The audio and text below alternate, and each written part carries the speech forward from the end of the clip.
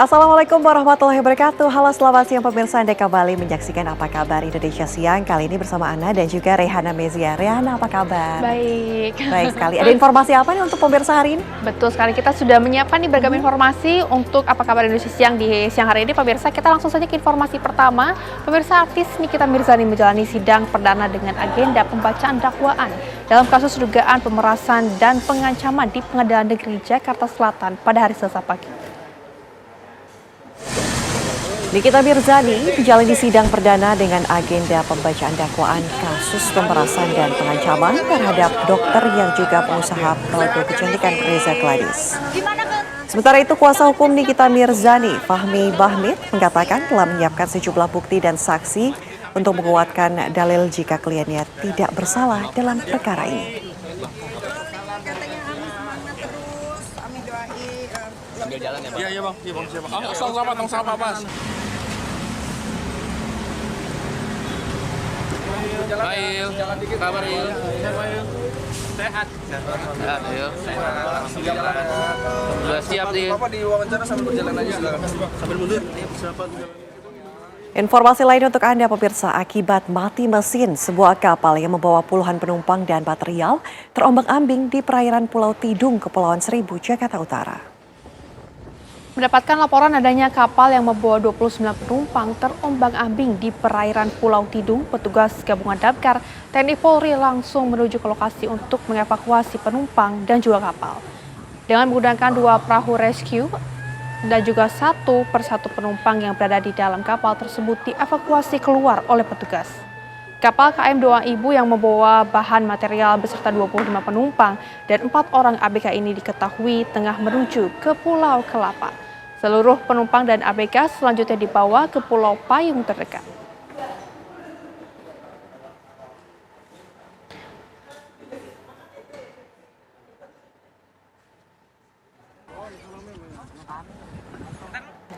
Kita hadirkan informasi lain untuk Anda pemirsa di siang hari ini.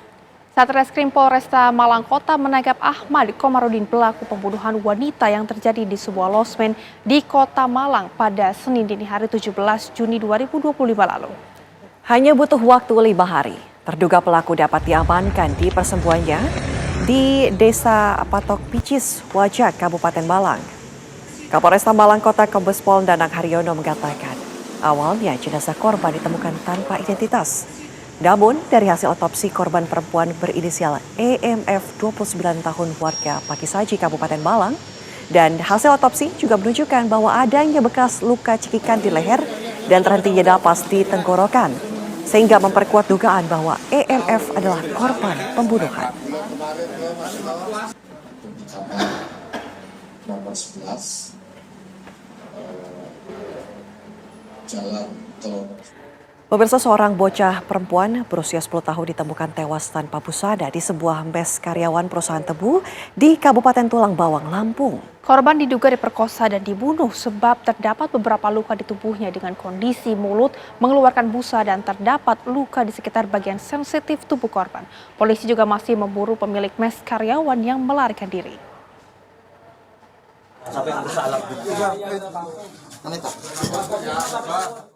Warga desa Gedung Meneng, Kecamatan Gedung Meneng, Kabupaten Tulang Bawang, Lampung, dikejutkan dengan penemuan jasad seorang bocah perempuan berusia 10 tahun pada Minggu malam 22 Juni 2025. Korban ditemukan tak bernyawa di salah satu kamar mes karyawan perusahaan tebu. Sebelumnya korban dilaporkan hilang oleh pihak keluarga pada Minggu pagi sekitar pukul 9 waktu Indonesia Barat. Namun pencarian berujung tragis ketika korban ditemukan dalam kondisi yang sangat memprihatinkan dengan sejumlah luka di tubuh serta busa di mulut korban. Selain itu terdapat beberapa luka di tubuhnya dan ada luka yang mengeluarkan darah di sekitar bagian sensitif tubuh korban. Di lokasi, polisi turut mengamankan beberapa barang bukti dan korban diduga mengalami kekerasan seksual yang disertai pembunuhan. Ditemukan di belakang leher, itu ada luka, kemudian di leher bagian samping kiri ada luka lecet, kemudian dari mulut korban itu ada mengeluarkan busa. Kemudian yang terakhir ada luka yang mengeluarkan darah di sekitaran area vital dari korban. Awal mula penemuan jasad terus Awal mula penemuan jasad korban ini, jadi masyarakat atau pihak dari keluarga korban ini merasa kehilangan. Ya, jadi dilaporkan dan dicari bersama-sama. Korban ini hilang dari pukul 9 pagi. Kemudian dicarilah oleh masyarakat keliling kampung bersama-sama. Kemudian salah satu warga kemudian mencurigai ada mes karyawan yang digembok dari luar. Kemudian didobrak, lalu ditemukan korban berada di kamar tersebut. Jasad korban telah dievakuasi ke Rumah Sakit Bayangkara Polda Lampung untuk dilakukan otopsi guna memastikan penyebab kematian secara medis. Polisi telah mengantongi identitas pelaku yang kini sedang dilakukan pengejaran. Dari Bandar Lampung, Pujiansyah, TV One mengabarkan. Ya, pemirsa, sungguh tega dan juga miris di mana bapak kandung di Rambutan Banyuasin yang seharusnya menjaga dan juga mengasuh anaknya dengan baik justru malah tega memperlakukan anaknya dengan cara merantai leher anaknya di trali rumah.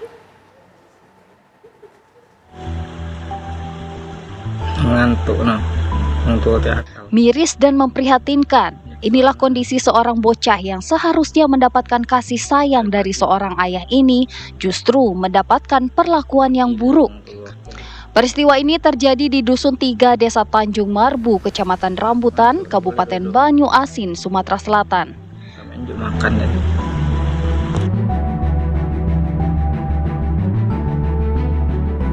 Terlihat sangat jelas dalam video ini, bocah AN yang masih berusia 7 tahun dan masih duduk di bangku sekolah dasar ini harus menderita kesakitan karena sang ayah mengalungi rantai di leher anak kandungnya sendiri.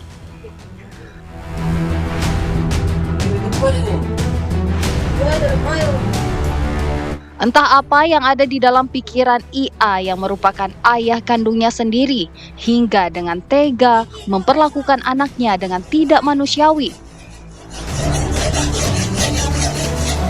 Tidak hanya merantai, sang ayah juga mengikatkan rantai di leher anaknya dengan gembok besar, hingga diikatkan di terali rumahnya sendiri. Yang semakin menyakitkan adalah bocah ini harus menanggung kesakitannya selama berjam-jam bahkan hingga berhari-hari. Peristiwa ini terjadi di Dusun 3, Desa Tanjung Marbu, Kecamatan Rambutan, Kabupaten Banyuasin, Sumatera Selatan. Terungkapnya kasus ini bermula adanya warga mendapatkan pesan WhatsApp grup di desa yang memberitahukan adanya video seorang anak laki-laki di bagian lehernya diikat di terali. Dan tidak berselang lama, polisi bersama warga langsung menyelamatkan korban dan pelaku langsung ditangkap dan dibawa ke Polsek Rambutan untuk dimintai keterangannya. Alasan pelaku melakukan ini kepada anaknya adalah dikarenakan sang anak sering bermain korek api dan pisau. Untuk mencegah hal-hal yang tidak diinginkan, sang ayah pun melakukan hal tidak terpuji ini. Karena tidak ada di rumah, ibu korban pun tidak tahu perbuatan suami yang menimpa kepada anaknya. Kenapa kau rantai anak kau tuh? Aku main Pak. Bisa kalau takut aku dia main api Pak. Main apa? Main api. Terus? Kedua galak main kading Pak. Main kading. Yo, apa? Terus? No, takutnya tuh kalau lupa Pak. Kok kuat dikit ngomong? Takut kalau lupa dia. Yo, benar kau. Ada teman gue main aku ngelak TV pakai apa? Banyu. Pakai jari. Banyu itu jadi aku takut tuh. Berapa lama? Kau merantai jam berapa? Dari jam berapa? Jam berapa? Hah? 10 malam. 10 malam sampai ke pagi itu. Siang itu. Sampai ada yang motong itu ya? Iya. Karena tidak ada di rumah, ibu korban pun tidak tahu perbuatan suami kepada anaknya. Atas perbuatannya, pelaku kini diamankan Polsek Rambutan untuk mempertanggungjawabkan perbuatannya. Dari Banyuasin, Sumatera Selatan, Samsul Rizal, TV One mengabarkan.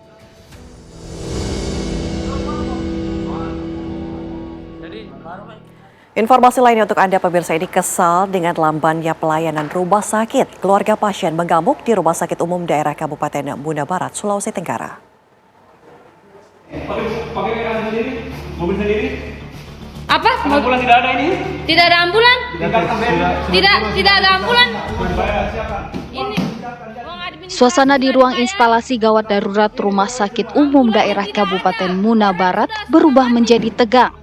Tidak hanya teriak dan memaki karyawan rumah sakit, keluarga pasien bahkan mengejar karyawan dengan kursi.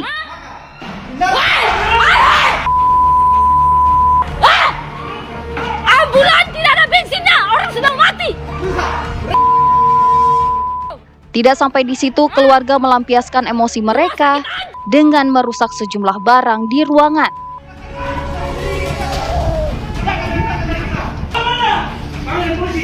Peristiwa dipicu lambannya pelayanan rumah sakit hingga menimbulkan reaksi spontan dari keluarga pasien. Saat itu pasien membutuhkan mobil ambulans untuk dirujuk ke rumah sakit di kota Kendari. Pakai mobil biasa ini mau berangkat. Dari tadi kita ini. Keluarga pasien lalu membayar uang administrasi sebesar Rp2.700.000 dan uang jaminan Rp400.000.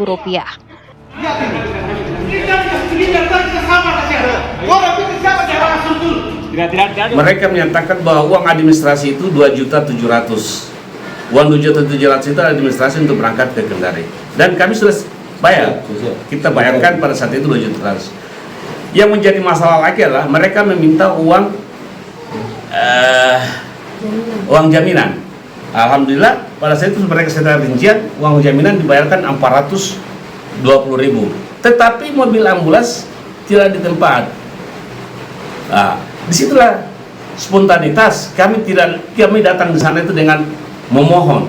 Kami datang dengan bagaimana tujuan agar pasien ini diselamatkan, bukan dengan tujuan arogansi. Tidak ada sama sekali. Hanya spontanitas saja bahwa sudah jam 3:30 ini mobil ambulans tidak datang-datang, maka ribut ini keluarga pasien bagaimana caranya. Di sisi lain, di Rut RSUD Muna Barat membantah pelayanan rumah sakit lamban. Syahril berdalih semua harus dikerjakan sesuai prosedur. Jadi pada dasarnya pasien ini dengan informasi-informasi itu sebenarnya tidak benar bahwa ambulans tidak ada, kemudian kami lambat juga tidak. Yang jelas bahwa semua kita lakukan sesuai dengan SOP, merujuk pasien sesuai dengan alur dan sesuai dengan indikasi, sesuai dengan kondisi pasien. Sementara itu, menanggapi kericuhan di RSUD, Laode Darwin, Bupati Muna Barat telah menurunkan inspektorat untuk melakukan investigasi. Jika ditemukan adanya kesalahan SOP dan terbukti lamban, dirinya akan langsung menindak tegas. Saya selaku Bupati Kabupaten Muna Barat sudah memerintahkan inspektorat untuk turun melakukan investigasi terkait dengan pelayanan rumah sakit di Kabupaten Muna Barat. Apabila ada SOP yang dilanggar, maka saya akan memberikan teguran keras dan akan melakukan evaluasi terkait dengan prosedur pelayanan di Rumah Sakit Kabupaten Muna Barat. Untuk mencegah peristiwa itu terulang, Bupati akan menambahkan jumlah ambulans di Rumah Sakit Umum Daerah. Dari Kabupaten Muna Barat, Sulawesi Tenggara, Jamil Azali, TV One mengabarkan. Pemirsa, sedang jalan-jalan di Jepang, Eko Patrio dan anak perempuannya justru mendapatkan musibah dan harus meminta tolong kepada petugas pemadam kebakaran di Jepang. Wah, ada apa ya? Saksikan beritanya pemirsa setelah jeda. Tetaplah bersama kami di Apa Kabar Indonesia Siang.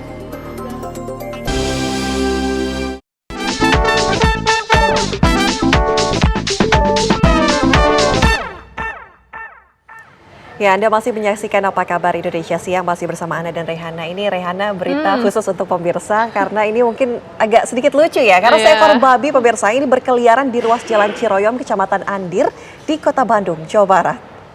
Lepasnya babi membuat heboh warga dan juga pengguna jalan. Babi diduga kabur dari tempat pemotongan hewan di lokasi Dinas Ketahanan Pangan dan Pertanian Kota Bandung pada Minggu 22 Juni 2025. Babi terlepas pemirsa saat hendak dipindah ke kandang pemotongan dari kandang peristirahatan.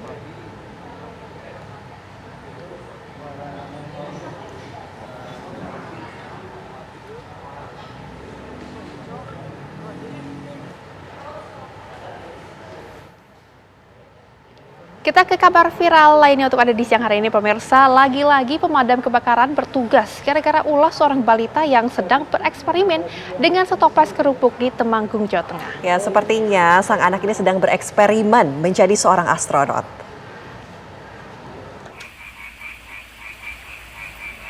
Hidup warga Indonesia sepertinya makin lama makin tidak bisa lepas dari petugas damkar.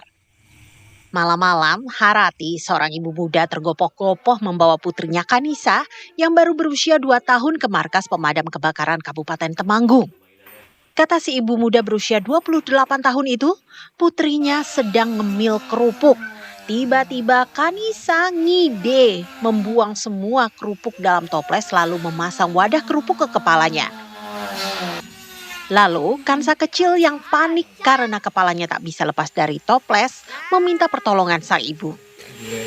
Harati pun malah semakin panik ketika ternyata ia gagal mencoba mencopot wadah kerupuk dari kepala mungil Kanisa. Ngajak mainan saya, terus dianya kan sudah susah bernafas, saya buka ternyata tidak bisa. Nyangkut gitu ya? Nyangkut, iya. Sempat berapa lama Bu saja?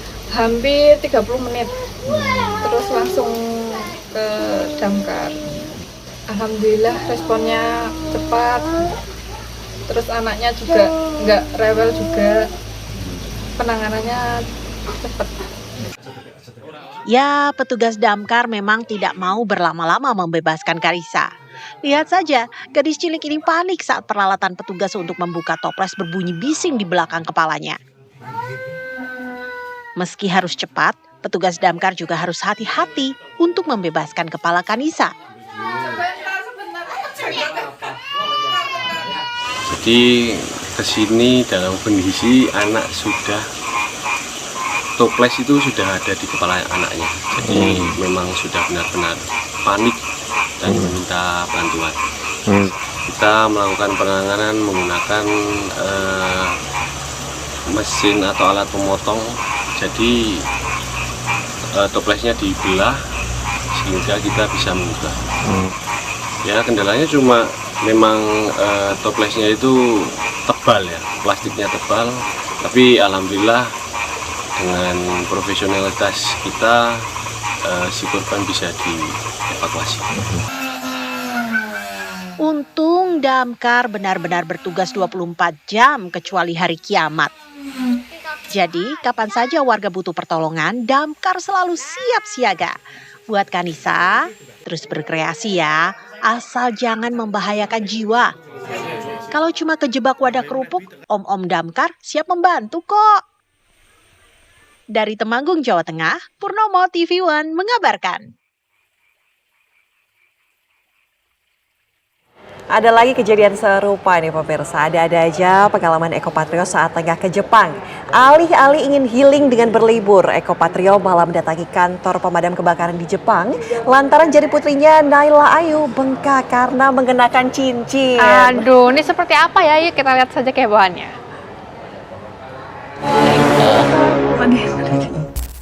Apa sih yang kamu lakukan kalau ke Jepang? Belanja? Liburan? Atau mengunjungi kuil? Ah, itu biasa banget ya.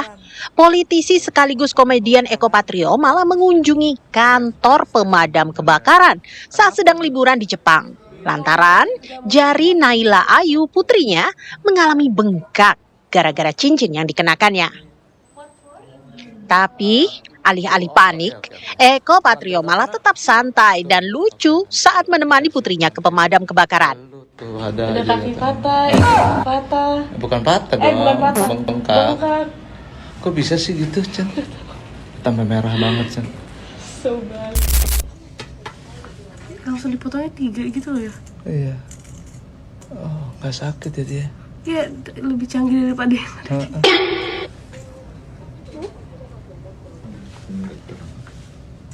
Sakit-sakit gak sakit gitu, kayak apa ya, darahnya kayak ngalir gitu kayaknya. Udah enak? Sedikit. Terus dia gak mau copot-copot gitu ya? Iya, bagus berarti tuh cincin. Ini kayaknya yang sebelahnya enak banget nih megang gitu ya. Kayaknya dia demen deh. 1 hour later. Cincin kedua. Padahal baru beli dia nih emas nih kemarin nih.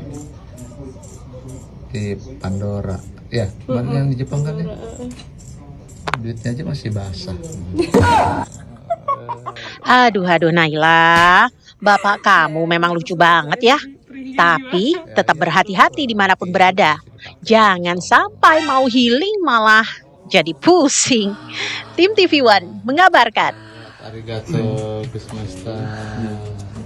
Pemirsa, kabar lainnya untuk Anda, media sosial saat ini sedang dihebohkan dengan adanya postingan Pasha Ungu atau Sigit Purnomo Said yang menyebut bahwa Keisha Alvaro anaknya dipukul oleh Dimas Anggara. Dalam postingan di akun Instagramnya, Pasha menyebut aktor Dimas Anggara yang juga suami dari Nadine Chandrawinata memukul anaknya saat tengah syuting di kawasan Ancol, Jakarta Utara. Pasha mendapat laporan kejadian tersebut dari Oki Agustina, mantan istri yang juga ibu dari Keisha Alvaro. Politisi yang juga musisi ini menuntut klarifikasi dari Dimas Anggara, namun tak kunjung dijawab. Dalam postingan akun Instagramnya, Oki Agustina menyebut ketidakprofesionalan Dimas Anggara lantaran menendang anaknya. Oki juga membantah kalau peristiwa pemukulan ini adalah gimmick. Saat dimintai konfirmasinya, Oki Agustina menyebut bahwa dirinya menunggu masalah ini selesai dan menunggu itikat baik dari Dimas Anggara.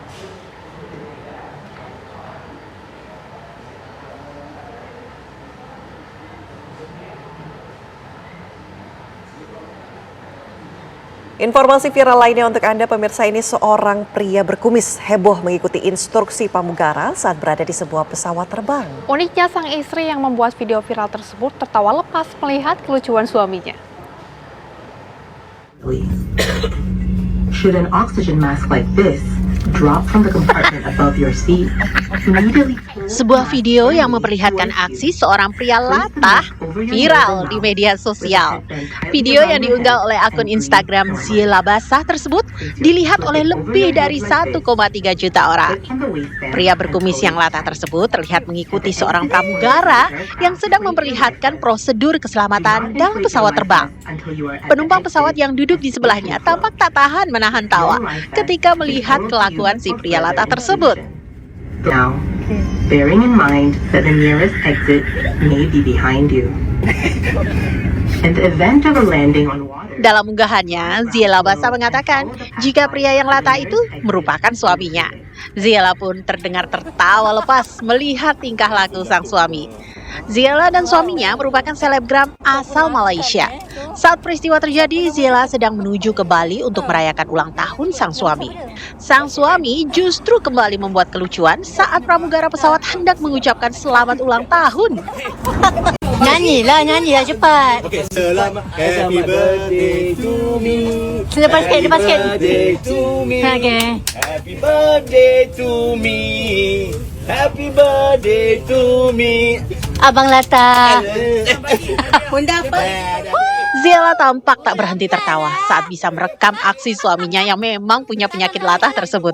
Aduh Mbak Ziela, lucu banget sih suaminya. Cium dia. Cium. Gelek bawah, sampai bawah.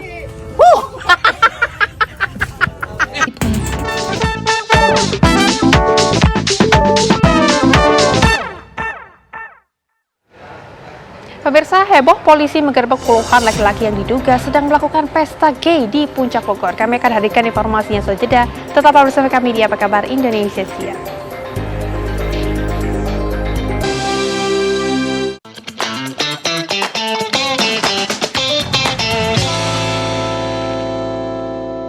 Terima kasih masih bersama kami, pemirsa. Ucup, seorang pengrajin ondel-ondel di daerah Cipondoh, Kota Tangerang, Banten, ikut menikmati kebahagiaan berkah di momen spesial HUT ke-498 Jakarta tahun 2025. Ondel-ondel buatan Ucup, pemirsa, banyak dipesan dari berbagai instansi di Jakarta.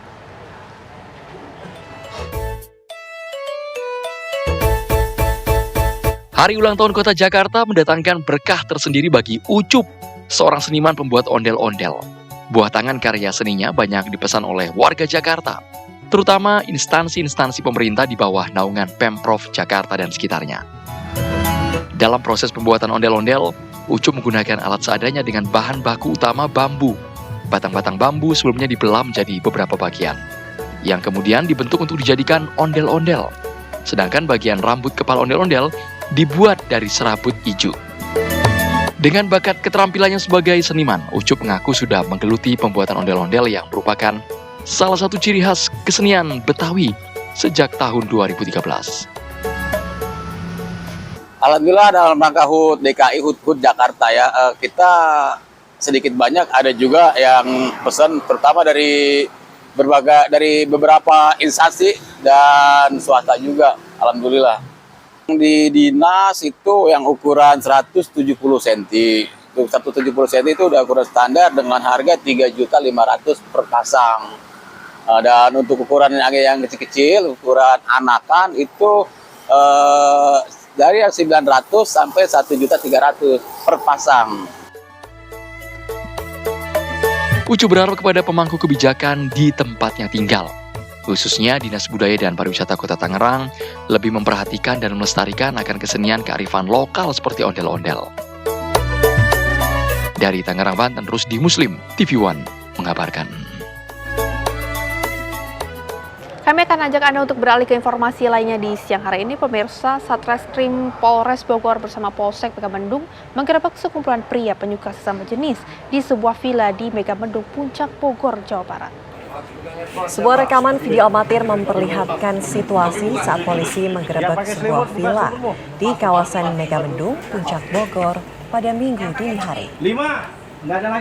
Dalam penggerebekan ini total ada 75 orang yang diamankan, terdiri dari 74 laki-laki dan 1 orang perempuan. Penggerebekan bermula dari laporan masyarakat adanya dugaan sebuah villa digunakan untuk menggelar pesta gay. Sejumlah barang bukti diamankan dalam penggerebekan, antara lain 4 bungkus kondom baru belum terpakai dan 1 buah pedang untuk pertunjukan seni tari. Seluruh peserta kegiatan kemudian dibawa ke Mapolres Bogor untuk pemeriksaan dan penyelidikan lebih lanjut. Saat ini, polisi masih mendalami dugaan kegiatan pesta gay yang diikuti oleh 75 orang tersebut. Ada lagi? Nah, sampai saat ini kami terus melakukan pendalaman terhadap ke-75 orang tersebut. Kemarin sudah kami pulangkan, namun setelah itu langsung kami laksanakan gelar perkara dan statusnya sekarang sudah naik ke penyidikan. Dan di hari ini kami memeriksa tambahan terhadap 4 sampai 5 orang panitia yang melaksanakan hari ini. Setelah itu mungkin kami akan berjenjang dalam tahap penyidikan ini memeriksa saksi-saksi lain sebanyak 75 orang itu akan kami undang dan kami panggil kembali untuk pendalaman. Itu mereka rata-rata dari mana? Pemirsa, polisi menggerebek acara pesta gay yang digelar di sebuah villa di kawasan Puncak Bogor, Jawa Barat. Untuk membahasnya, pemirsa, kami sudah terhubung dengan pengamat sosial Devi Rahmawati. Selamat siang, Mbak Devi. Selamat siang, Mbak. Mbak Devi, ini kan lagi viral ya. Bagaimana sebetulnya Anda melihat fenomena ini dari kacamata sosial, Mbak Devi? Ya, memang kita perlu menyadari bahwa aktivitas teman-teman yang memiliki orientasi seksual yang berbeda ini di Indonesia masih belum dapat diterima secara luas, mengingat ada batasan-batasan sosial, budaya, moral yang memang kemudian membuat pelaksanaan seperti ini kemudian akan menimbulkan guncangan di masyarakat. Tidak heran kalau kemudian terungkapnya kegiatan ini justru berasal dari masyarakat itu sendiri. Nah, tapi kita perlu pahami juga, artinya fenomena ini memang ada. Yang artinya kita juga perlu berkeadilan dalam hal ini. Ketika memang ada pelanggaran hukum di sana, seperti misalnya ada pelanggaran narkoba, lalu mohon maaf misalnya pornografi dan sebagainya, tentu ini menjadi sesuatu yang penting untuk diberikan sanksi yang berat karena terkait dengan urusan pidananya. Namun di sisi lain kita perlu menyadari adanya fenomena baru muncul yang sebenarnya dalam konteks global ini juga sudah sangat meluas, yang artinya ternyata hari ini di negara kita ada. Nah, Yang perlu kita pastikan adalah stigma sosial yang ada terhadap keberadaan dan eksistensi mereka itu jangan sampai kemudian menyulitkan kita untuk memberikan akses layanan kesehatan seperti HIV atau AIDS misalnya. Sehingga ketika kita sadar bahwa fenomena ini ada, kita bisa bersama-sama mencari jalan keluar terkait upaya memastikan ketika mereka hidup di lingkungan masyarakat, mereka tidak mengganggu. Artinya mereka juga tetap bisa hidup secara produktif, positif, dan bahkan kebutuhan-kebutuhan terkait kesehatan dan sebagainya juga bisa diakses. Karena kemudian mereka tidak menutup diri, sehingga kemudian hal-hal yang perlu diperbaiki dan dibantu dari mereka, khususnya misalnya aspek kesehatan, itu tidak tertutup. Oke, Mbak Devi. Tapi begini, kalau kita lihat dari kacamata sosial, mengingat fenomena ini memang ada dan tidak sekali dua kali, ini beberapa kali terjadi hal-hal seperti ini, baik yang skala kecil ataupun skala besar sampai 75 orang. Perilaku ini menyimpangkah? Bisa dikatakan menyimpang? Begini, ada banyak perdebatan terkait dengan menyimpang atau tidak. Tapi yang perlu kita pahami adalah manusia hidup di ruang sosial. Jelas di negara kita, penerimaan terhadap keberadaan teman-teman yang memiliki orientasi seks yang berbeda ini masih berbeda dibandingkan negara-negara lain yang mereka memang menerima keberadaan teman-teman dengan orientasi seksual yang berbeda. Inilah yang kemudian kita perlu memastikan bahwa keberadaan yang ada, lalu penolakan yang ada, ini tidak kemudian menimbulkan gesekan sosial dan gangguan hubungan antar masyarakat itu sendiri. Nah, artinya baik itu masyarakat yang menolak ataupun masyarakat yang kemudian memiliki orientasi seksual yang berbeda ini perlu saling memahami posisinya agar artinya kita sebagai bangsa tetap bisa hidup berdampingan, namun kita saling menghormati posisi masing-masing, dan artinya ada hal-hal yang lebih besar terkait dengan persoalan kesehatan misalnya penyakit menular dan sebagainya yang perlu kita pastikan tetap terjaga agar tidak mengganggu masyarakat lainnya. Ini yang paling penting. Artinya stigma atau label negatif mau tidak mau pasti akan tersematkan kepada mereka ketika sebagian masyarakat memang tidak menerima hal tersebut terkait dengan nilai-nilai yang kita anut. Namun sekali lagi stigma atau label tersebut besar harapan tidak mengganggu atau tidak menghalangi mereka untuk kemudian bisa mengakses seperti layanan kesehatan misalnya. Baik, Mbak Devi, tapi kalau kita berbicara mengenai dampak, kira-kira apa dampak dari adanya penggerbekan yang dilakukan kepada komunitas LGBT ini, Mbak Devi? Ya, potensi teman-teman yang berbeda tadi untuk kemudian terus mencari tempat yang tersembunyi gitu ya, itu akan semakin tinggi. Karena faktanya mereka misalnya mendapati bahwa akan selalu ada potensi upaya mereka untuk bertemu itu atau berdiskusi dan sebagainya itu akan mendapatkan penolakan. Nah, artinya kita perlu mengingatkan semua masyarakat bahwa betul ada hal yang kita anggap melanggar nilai-nilai ideal dan moral yang ada begitu ya. Tapi cara itu kemudian menjadi sesuatu yang penting untuk kita lakukan. Artinya ketika penolakan itu kemudian juga disertai dengan kejernihan, artinya tidak semata-mata kemudian melakukan tindakan-tindakan yang berbahaya, artinya malah melanggar hukum, misalnya menggerebek sendiri, lalu tanda kutip misalnya malah menghakimi sendiri, itu tentu bukan jalan keluar terbaik. Sehingga metode pelaporan ini tentu menjadi satu hal yang positif. Artinya masyarakat tidak mengambil jalan sendiri untuk mengatasi fenomena yang mungkin mereka tidak terima. Nah, tapi dalam konteks aparat tentu basis penegakan hukumnya harus berbasis hukum yang berkeadilan. Artinya kalau memang betul-betul ada pelanggaran hukum seperti yang tadi saya sebutkan, narkoba misalnya atau pornografi dan sebagainya, tentu mereka seperti halnya masyarakat lainnya juga perlu dikenakan tindakan hukum. Tapi bila tidak, ya berarti mereka juga berhak mendapatkan perlindungan agar mereka tidak mendapatkan perlakuan-perlakuan yang mungkin bisa menyakiti mereka.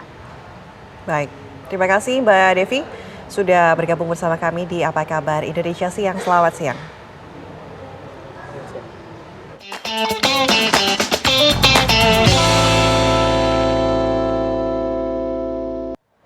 Pemirsa, untuk menghidupi keluarganya, seorang bapak korban PHK nekat mencuri HP di sebuah masjid. Dan untunglah sang pemilik HP berbaik hati dan memaafkan pelaku. Saat lagi di Apa Kabar Indonesia Siang.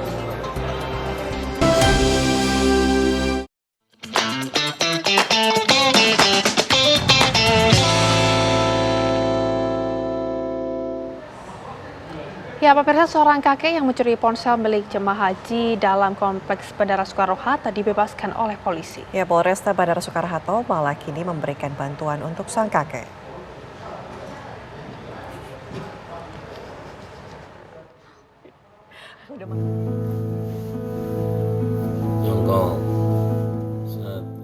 Saat seseorang berada dalam tekanan ekonomi, ia bisa melakukan apapun untuk bertahan hidup, termasuk kakek bernama Poniman yang berusia 68 tahun ini. Jarang di sini nih, buka-bukanya. Jarang lihat. Dengan kondisi tidak punya pendapatan dan istri yang sakit, Poniman pun berpikir pendek ketika melihat ponsel seorang jemaah di Masjid Nurul Barkah, Bandara Soekarno-Hatta, Tangerang, Banten.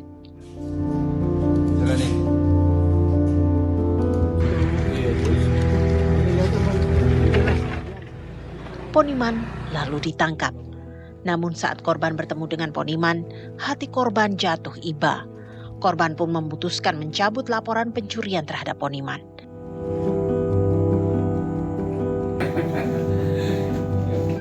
Polresta Bandara Soekarno-Hatta juga mendapati kisah mengenaskan di balik motif pencurian oleh Poniman. Akhirnya Polresta Bandara memutuskan menggalang dana dari anggota dan pegawai di Mapolresta. Uang yang terkumpul lalu didonasikan pada Poniman. Poniman ternyata diberhentikan dari perusahaan kargo lebih dari setahun silam. Ia tak lagi punya pendapatan, sementara istrinya tergolek sakit di kontrakan tempat pasangan lansia ini sehari-hari tinggal. Saat mencuri ponsel seorang jemaah masjid, Poniman belum makan seharian karena tak ada beras untuk dimasak. Ponsel jarahan tersebut kemudian dijual Poniman dan uangnya dibelikan beras. Kita ingat istri di rumah udah sakit, nggak ada duit gitu. Akhirnya terpaksa ya kita ya cuma baru kali ini gitu kita ngambil ini punya orang gitu. Dari dulu ya kita belum pernah gitu. Ambil apa itu Pak? Ngambil HP. Gitu. Sebenarnya dijual berapa sih Pak? Cuma 250. Karena untuk kebutuhan makan atau gimana? Makan, gitu. Tapi emang waktu itu belum bekerja atau sudah belum bekerja gimana? Saya setahun setengah itu kita memang belum kerja gitu. Nganggur ya? Itu, nganggur gitu. Harapannya nih Pak dengan adanya bantuan dari Polres gimana Pak? Ya kita harapannya ya kita banyak terima kasih. Saat Poniman ditanyai jurnalis, nampak istrinya yang tak berdaya menangis sesenggukan karena tak menyangka suaminya bisa nekat mencuri demi bertahan hidup. Polisi memastikan Poniman sudah benar-benar bebas dari tuntutan hukum dan korban yang dicuri ponselnya sudah mendapatkan penggantian dari polisi.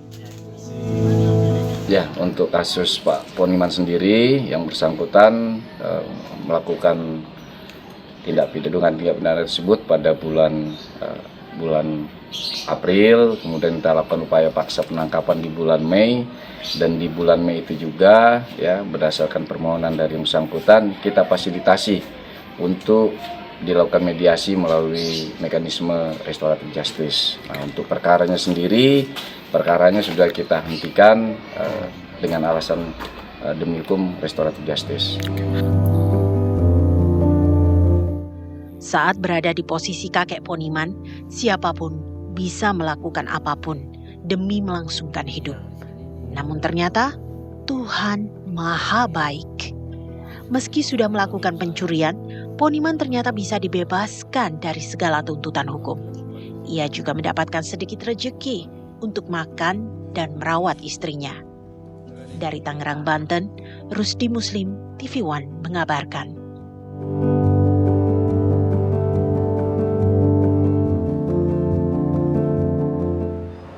Tentunya pemirsa, kisah kakek Poniman yang tentunya sangat menyentuh perasaan. Kita sudah terhubung dengan Kompol Ian Rimono untuk mencari tahu lebih lanjut tentang kakek Poniman. Selamat siang, Pak. Iya. Baik, Pak. Selamat siang, Pak. Baik. Pak, kapan ini sebenarnya kasus ini dilakukan oleh kakek Poniman ini dan seperti apa kronologinya, Pak?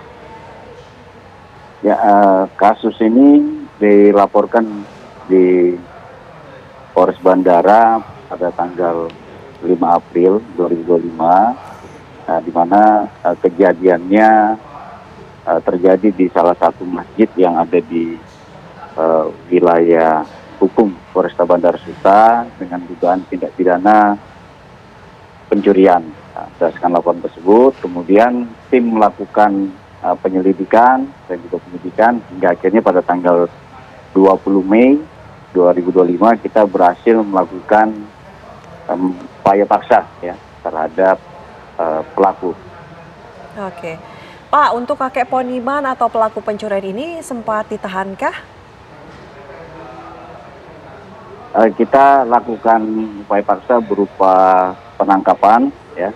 Namun yang bersangkutan setelah kita lakukan pemeriksaan selama 1 kali 24 jam, yang bersangkutan kita tidak lakukan penahanan, namun kepada Bapak Poniman ini ya, mengingat pertimbangan kemanusiaan, selain juga usia yang sudah tua, kemudian di kontrakan yang bersangkutan ada seorang istri yang sakit dan memang yang menjaga cuma Pak Poniman, sehingga kita memutuskan untuk tidak melakukan penahanan terhadap beliau, namun kita wajibkan untuk melakukan wajib lapor.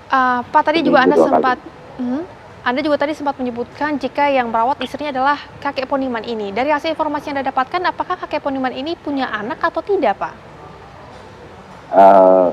Kakek Poniman punya anak, namun sudah tinggal tidak bersama dengan anaknya, dan juga anaknya juga sudah sibuk dengan kehidupan pribadi masing-masing. Oke. Dikatakan kakek Poniman ini sudah diberhentikan dari pekerjaannya selama setahun terakhir begitu ya, Pak. Lantas siapa yang membayar biaya kontrakan, biaya hidup? Bagaimana selama ini kakek Poniman atau pelaku pencurian ini kemudian menyambung hidup begitu? Ya, kakek Poniman ini berdasarkan keterangannya sebelumnya dia bekerja sebagai supir di salah satu perusahaan yang ada di wilayah bandara, namun karena adanya pengurangan pekerja sehingga yang bersangkutan mungkin karena pertimbangan usia yang sudah cukup 68 tahun sehingga yang bersangkutan dikeluarkan. Nah, untuk memenuhi kebutuhan hidup yang bersangkutan biasa bekerja sebagai supir tembak. Jadi ketika ada teman-temannya ataupun kenalannya yang kemudian membutuhkan tenaga supir, biasanya menghubungi Pak Poniman. Dari situlah yang bersangkutan biasa mendapatkan uang. Pak, ini kalau dilihat juga informasinya ada barang-barang ataupun dana yang dikumpulkan. Ini dananya dari siapa, Pak, dan juga bantuan apa yang diberikan kepada kakek Poniman, Pak? Ya, setelah kita melakukan serangkaian proses penyidikan dan kemudian terhadap kasus yang mana Pak Poniman menjadi tersangka dihentikan melalui mekanisme restoratif justice. Kemudian rekan-rekan dari Satuan Reskrim Polresta Bandara berinisiatif ya, karena melihat kondisi dan situasi Pak Poniman itu sendiri. Nah, jadi kita mau sampaikan pesan bahwa rekan-rekan di Satreskrim Polresta Bandara selain melaksanakan tugas pokoknya sebagai penegak hukum, di sisi yang lain kita juga menunjukkan kepedulian kita dan cinta kasih kita sebagai sesama manusia yang kemudian ya kondisinya sangat memprihatinkan. Baik, terima kasih Pak sudah bergabung bersama kami di Apa Kabar Indonesia Siang. Tentunya kita tidak membenarkan Terima kasih, Mbak. pencurian, tapi ya tadi Anda katakan Ya, bahwa betul. kemanusiaan juga kita junjung. Terima kasih, selamat siang. Selamat siang, Mbak.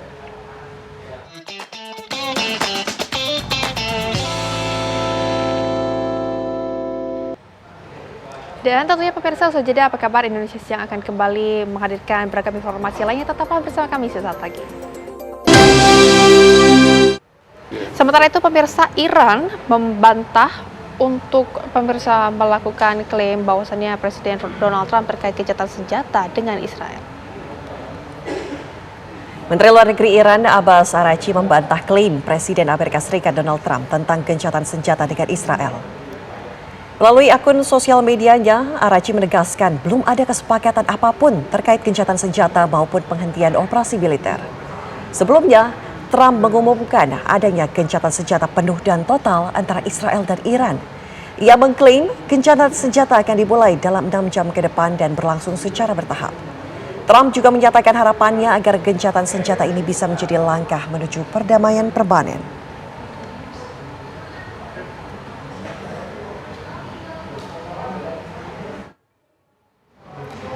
Pemirsa, warga negara Indonesia yang dievakuasi dari Iran dijadwalkan akan tiba di tanah air sore hari ini. Untuk mengetahui perkembangan pemulangan para WNI yang berada di Iran, kami sudah terhubung dengan Margaret Novita yang ada di Bandara Soekarno-Hatta. Margaret, silakan laporan Anda.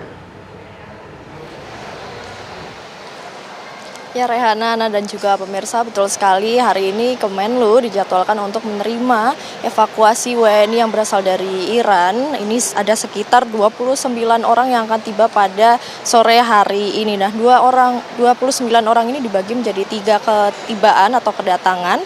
Ini menggunakan 2 maskapai yang berbeda, yakni 2 pesawat Qatar Airways yang masing-masing membawa 10 dan juga 8 WNI. Ini diperkirakan tiba pada pukul 3 sore ini, dan juga 1 maskapai Turkish Airlines ini membawa 11 warga negara Indonesia dan diperkirakan tiba pukul 17.35 waktu Indonesia Barat.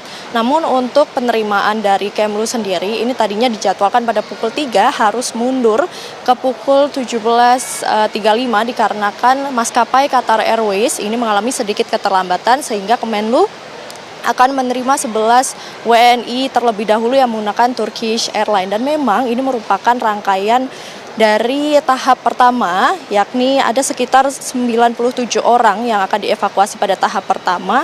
Ini diantaranya 93 WNI, kemudian juga ada 3 staf KBRI dan 1 warga negara Iran ini yang merupakan pasangan dari WNI. Dan bisa kami jelaskan juga rangkaian evakuasi ini telah diberlangsungkan sejak 21 Juni dengan 97 orang diberangkatkan dari Iran menuju Baku, Azerbaijan melalui jalur darat. Kemudian pada 23 Juni ini 29 WNI dipulangkan terlebih dahulu ke Indonesia menggunakan pesawat komersil.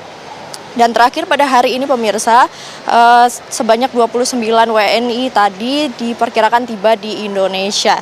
Dan selanjutnya untuk WNI yang dievakuasi ini akan kembali berdatangan pada tanggal 25 Juni, ini ada sekitar 40 orang, kemudian juga pada 26 Juni ada sekitar 31 orang, dan 10 Juli ini ada 15 orang. Dan berdasarkan informasi dari Kemlu, ini sebagian besar WNI atau masyarakat yang dievakuasi ini berasal dari Jawa Timur, Jawa Tengah, dan juga Jakarta. Dan juga ada beberapa wilayah lainnya seperti Maluku, Aceh, Sumatera, dan beberapa daerah lainnya. Kembali ke studio, Ana, Rehana. Terima kasih laporan langsung dari Bandara Internasional Soekarno-Hatta di Tangerang, Banten, Margarita Novita. Selamat kembali bertugas. Dan tentunya pemirsa, usai jeda Apa Kabar Indonesia Siang akan kembali menemani Anda dengan sedikit informasi lainnya. Tetaplah bersama kami. Terima kasih masih bersama kami. Pemirsa, ribuan warga dari berbagai suku senusantara melakukan upacara adat ngertaken bumi lamba di Taman Wisata Alam Gunung Tangkuban Parahu, Lembang, Kabupaten Bandung Barat. Ritual adat tahunan ini bertujuan untuk menjaga dan juga melestarikan alam.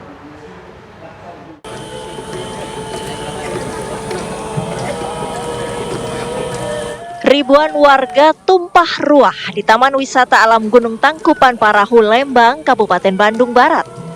Tanya suku Sunda, upacara adat ngertaken bumi lamba ini juga dihadiri oleh sejumlah suku, mulai dari suku Bali, Baduy, hingga Dayak. Upacara adat tahunan ini bertujuan untuk terlibat aktif dalam menjaga dan melestarikan alam, khususnya alam Tanah Pasundan yang sudah mulai rusak oleh pembangunan. Ketua Panitia Ramean Radite Wiranata Kusuma menjelaskan dalam upacara adat ngertaken bumi lamba, para peserta ritual memohon keselamatan dan kedamaian kepada Tuhan, serta mendorong semangat pelestarian alam terutama bagi generasi muda. Karena upacara ini adalah sebuah upaya yang mendekati kepada cara yang sesungguhnya. Makanya tadi simbolis dari aktualisasi dari upacara ngertaken bumi lamba ini, selain kita mengaturkan doa, memohon keselamatan dan kedamaian kepada Tuhan, kami juga tadi kan bagaimana spirit pelestarian itu bisa kita tebar, terutama ke generasi muda, untuk membangun kesadaran bersama bahwa lingkungan alam harus kita jaga. Sementara itu, tokoh adat Dayak Panglima Jilah mengatakan, upacara adat ngertaken bumi lamba menjadi wadah untuk menyatukan budaya yang ada di Nusantara. Adalah suatu wadah adat yang menyatukan budaya-budaya Nusantara yang digabungkan di ngertaken bumi lamba, supaya negara ini tetap damai, tentram, dan sejahtera tentunya. Pesan-pesan adalah jaga alam itu sendiri. Alam tidak butuh manusia, manusia butuh alam. Upacara adat ngertaken bumi lamba diharapkan dapat menjadi momen untuk mewujudkan pelestarian alam berbalut budaya. Dari Kabupaten Bandung Barat, Jawa Barat, Endra Kusuma, TV One mengabarkan. Pemirsa, lagi-lagi pemadam kebakaran bertugas gara-gara ulah seorang balita yang sedang bereksperimen dengan setoples kerupuk di Temanggung, Jawa Tengah. Ya, sepertinya si anak sedang eksperimen menjadi seorang astronot.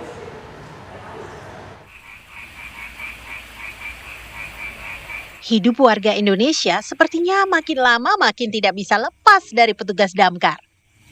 Malam-malam, Harati, seorang ibu muda tergopoh-gopoh membawa putrinya Kanisa yang baru berusia 2 tahun ke markas pemadam kebakaran Kabupaten Temanggung. Kata si ibu muda berusia 28 tahun itu, putrinya sedang ngemil kerupuk. Tiba-tiba Kanisa ngide membuang semua kerupuk dalam toples lalu memasang wadah kerupuk ke kepalanya. Lalu, Kansa kecil yang panik karena kepalanya tak bisa lepas dari toples meminta pertolongan sang ibu. Harati pun malah semakin panik ketika ternyata ia gagal mencoba mencopot wadah kerupuk dari kepala mungil Kanisa. Ngajak mainan saya, terus dianya kan sudah susah bernafas, saya buka ternyata tidak bisa. Nyangkut gitu ya? Nyangkut, iya. Sempat berapa lama Bu? Hampir 30 menit, terus langsung ke damkar. Alhamdulillah responnya cepat, terus anaknya juga nggak rewel juga, penanganannya cepat. Ya, petugas damkar memang tidak mau berlama-lama membebaskan Karisa. Lihat saja, gadis cilik ini panik saat peralatan petugas untuk membuka toples berbunyi bising di belakang kepalanya.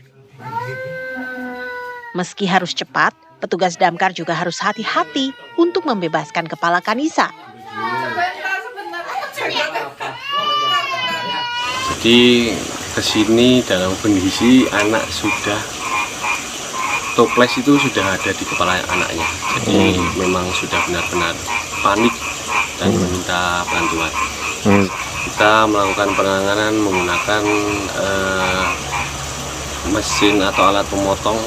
Jadi toplesnya dibelah sehingga kita bisa mengubah. Ya, kendalanya cuma memang toplesnya itu tebal ya, plastiknya tebal. Tapi alhamdulillah dengan profesionalitas kita si korban bisa dievakuasi. Untung damkar benar-benar bertugas 24 jam kecuali hari kiamat. Jadi, kapan saja warga butuh pertolongan, damkar selalu siap siaga. Buat Kanisa, terus berkreasi ya, asal jangan membahayakan jiwa. Kalau cuma kejebak wadah kerupuk, Om-Om Damkar siap membantu kok. Dari Temanggung, Jawa Tengah, Purnomo TV One mengabarkan. Dan pemirsa, informasi tadi juga sekaligus menutup jumpa kita di Apa Kabar Indonesia Siang. Saya Rehana Mezia. Dan saya Anatea Lita pamit undur diri. Terima kasih pemirsa, sampai jumpa besok.